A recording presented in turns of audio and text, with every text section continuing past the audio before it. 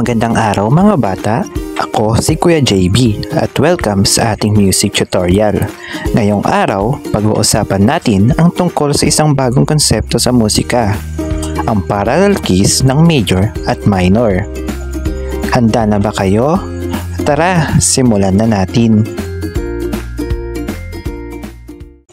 Ano ang parallel keys? Ang parallel keys ay dalawang magkaibang scale, isang major at isang minor na pareho ng note name o tonic name, pero magkaiba ng tunog at magkaiba din ng key signature. Or in short, pareho sila ng pangalan ng key, pero iba ang tunog o mood. Ang dalawang key ay iba ang tunog. Ang major scale ay masaya, maliwanag o masigla, habang ang minor scale naman ay malungkot, seryoso o emosyonal. Halimbawa sa C major at C minor. Sa C major scale na C, D, E, F, G, A, B, C, ito ay may masayang tunog o bright, clear at uplifting.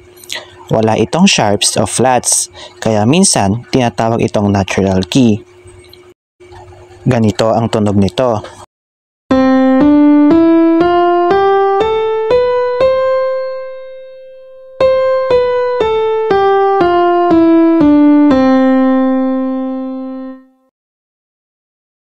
Pero kapag ginawa natin itong C minor, nagbabago ang ilang notes nito. Sa C minor scale na C, D, E flat, F, G, A flat, B flat at C, napansin nyo na ang E ay naging E flat, na ang A ay naging A flat, at ang B ay naging B flat. So bakit nagkaroon ng flat? Kasi sa minor scale, kailangan sundin ang formula ng tones at semitones. Ang pattern ng natural minor scale ay whole, half, whole, whole, half, whole, whole. So para makuha ang tamang tunog ng C minor, kailangan i-adjust ang ibang notes, kaya naging flat. So, ganito naman ang tunog ng C minor.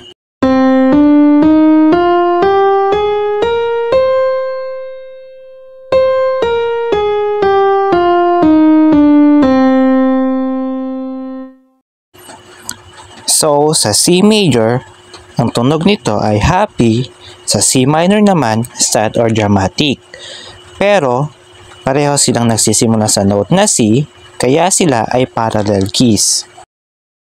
Isa pang halimbawa ay ang G major at G minor parallel key.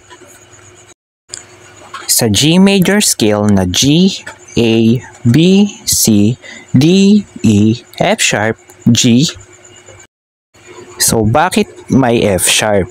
So, dahil nga sa pattern ng major scale na whole, whole, half, whole, whole, whole, half.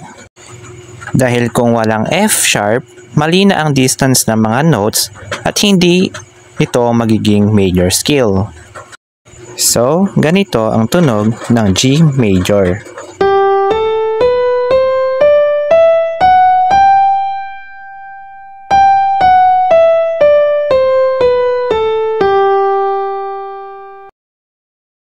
Ngayon, tingnan naman natin ang G minor scale na G, A, B flat, C, D, E flat, F, G. Anong nangyari na ang B naging B flat at ang E naging E flat at wala na yung F sharp gaya ng sa major scale kanina, naging natural F na lang siya. So, bakit ganon? So, dahil nga sa minor pattern, kailangan nating i-adjust ang notes para makuha ang malungkot na tunog ng G minor. Kaya, nadagdagan ng flats.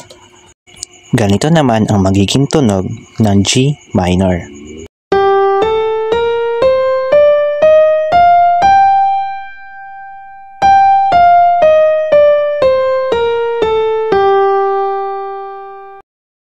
So, sa G major is lively or heroic, sa G minor naman is emotional or mysterious. Still, pareho silang nagsisimula sa tonic na G, kaya sila ay parallel keys. At hindi lang yan ang example ng parallel keys. So, meron pang iba gaya ng mga ito.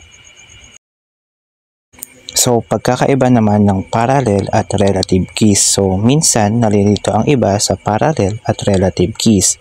Kapag sinabi natin kasing parallel keys, ito yung pareho ng tonic note pero magkaibang tunog. Halimbawa, C major at C minor.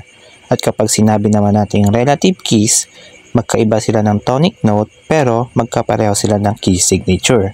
Halimbawa nga nito is C major at A minor.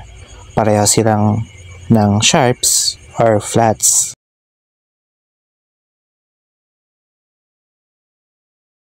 Heto ang buod ng ating topic na parallel keys. Kapag sinabing parallel keys, pareho ng simula ng letter o tonic note. At meron itong dalawang key, ang major key at ang minor key. Kapag sinabi natin major, masaya ang tunog. At kapag sinabi natin minor, malungkot ang tunog. At magkaiba sila ng key signature. Salamat sa panonood at pakikinig. Paalam!